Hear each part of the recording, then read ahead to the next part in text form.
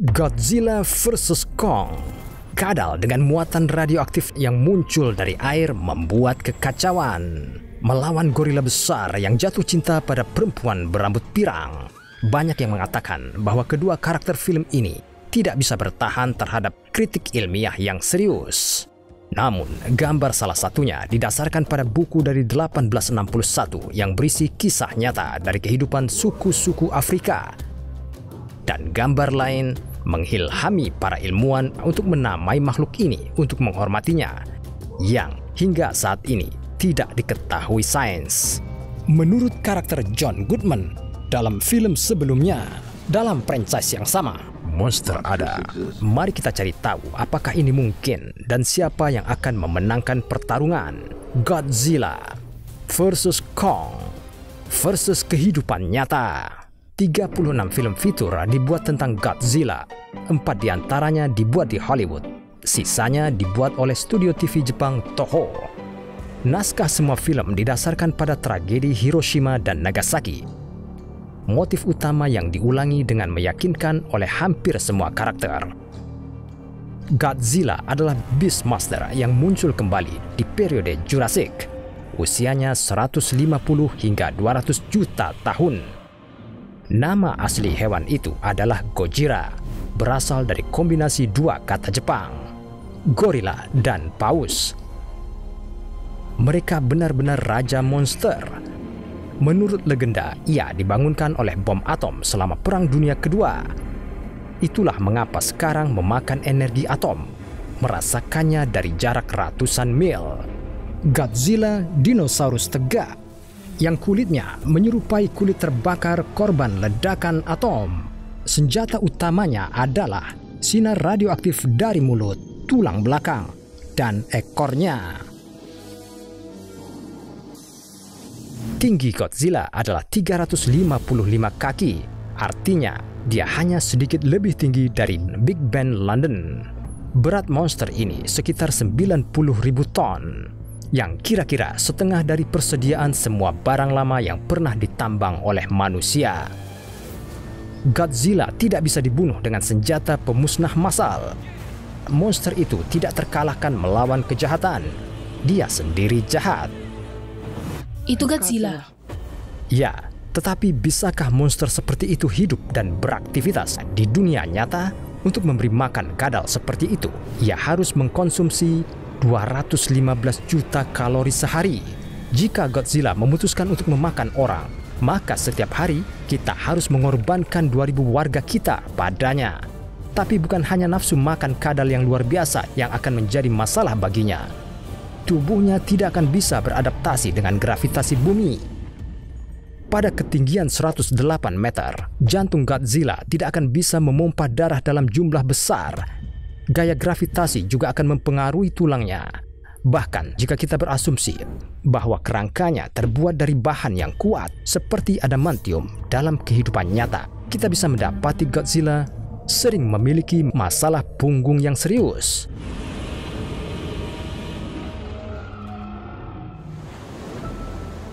Tentu saja, di laut, Titan ini akan merasa sedikit lebih baik. Air sebagian akan menopang berat badannya. Untuk alasan yang sama, paus biasa juga bisa mencapai kesegaran yang mengesankan. Namun, saat Godzilla mengambil langkah ke pantai, dengan kakinya ia akan menciptakan tekanan pada permukaan yang kokoh di bawah beban ini. Tulangnya mungkin hanya retak, dan karena rasa sakit melewati sistem saraf dengan kecepatan sekitar 24 inci per detik, Godzilla bisa mati bahkan sebelum sinyal rasa sakit mencapai otaknya. Tampaknya hukum fisika tidak mengenal ampun monster film favorit kita. Tapi mungkin semuanya belum lengkap. Kita butuh Kong. Seluruh dunia membutuhkannya. Pria heteroseksual kulit putih benar. Bagaimanapun gorila ada di dunia nyata, namun mereka jauh lebih kecil. Kong dari film Kong Skull Island bertubuh tinggi 31,7 meter. Puncak menara Empire State Building yang sangat disukai Kong untuk didaki mencapai ketinggian 62,2 meter. Artinya, film modern gorila akan mengatasinya dalam satu jangkauan. Berat Kong 108 ton. Itu sama dengan kira-kira 18 kali lebih berat dari gajah. Menurut Jonathan Payne, seorang ahli paleobiologi di Universitas Stanford, King Kong bukanlah organisme yang dapat hidup secara fisik. Ambil gorila barat seberat 300 hingga 50 kg dan hanya memperbesar ukurannya 20 kali lipat, secara fisik tidak mungkin. Kerangka dan otot makhluk seperti itu tidak akan mampu menahan massanya. Di masa lalu, dunia hewan bisa membanggakan makhluk yang lebih mengesankan dalam ukuran. Dinosaurus seperti Titanosaurus beratnya hampir 80 ton, yang 10 kali lipat berat gajah Afrika saat ini, tapi mereka masih jauh dari fiksi King Kong. Pada hewan raksasa yang nyata, tengkorak dan otak akan menjadi sangat kecil. Mereka akan menderita sesak nafas, tidak akan hidup lama dan menjadi bodoh karena otak mereka tidak akan lebih besar dari sauropoda, seukuran kenari atau dengan ukuran besar.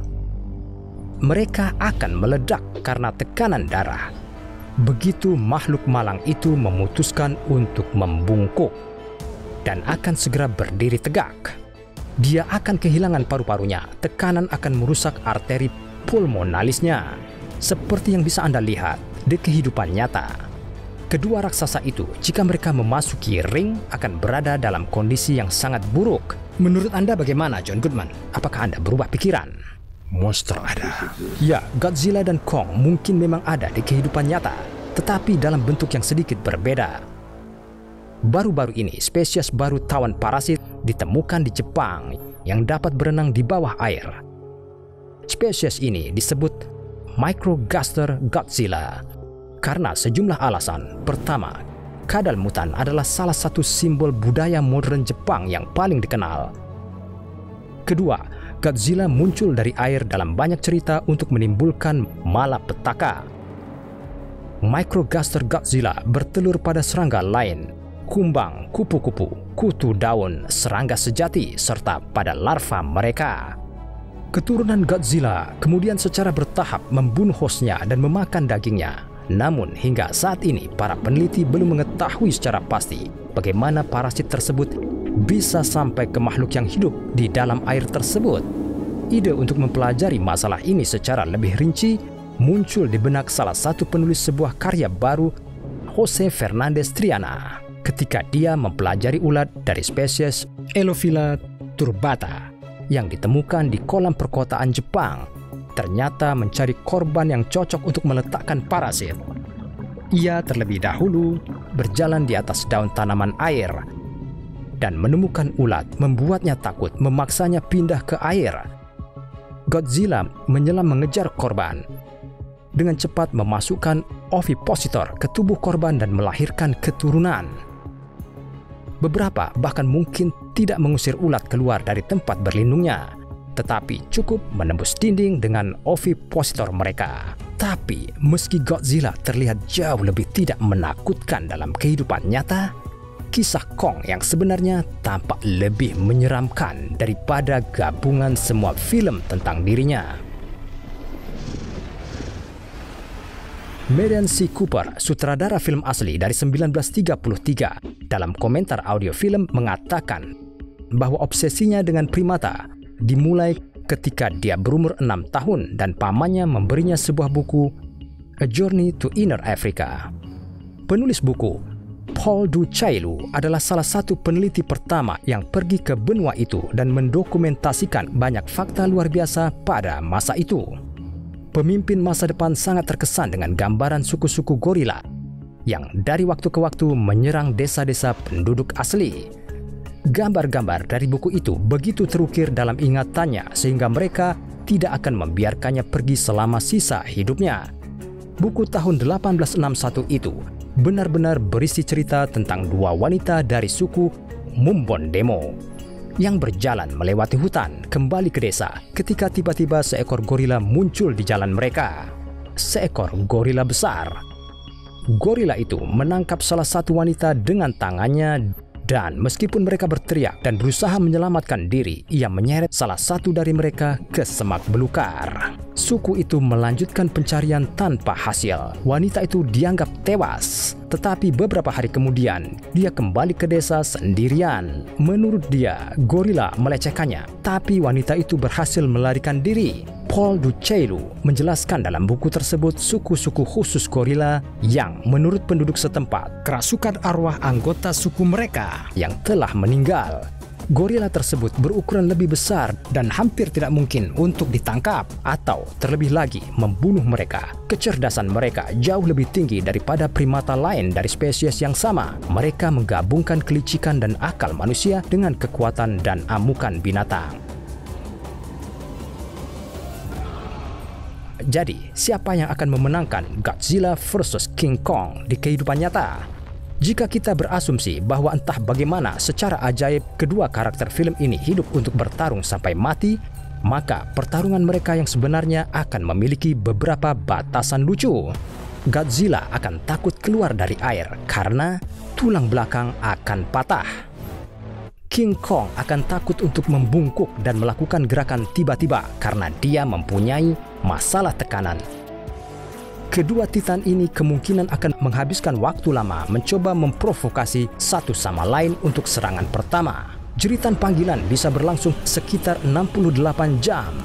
Ngomong-ngomong, berapa lama waktu yang dibutuhkan untuk mereview seluruh film Godzilla dan Kong? Di hari keempat, Godzilla memutuskan untuk melompat keluar dari air. Kong melayangkan pukulan kuat di kepalanya. Dengan kekuatan terakhirnya, Godzilla melepaskan denyut nuklir yang kuat. Godzilla menang.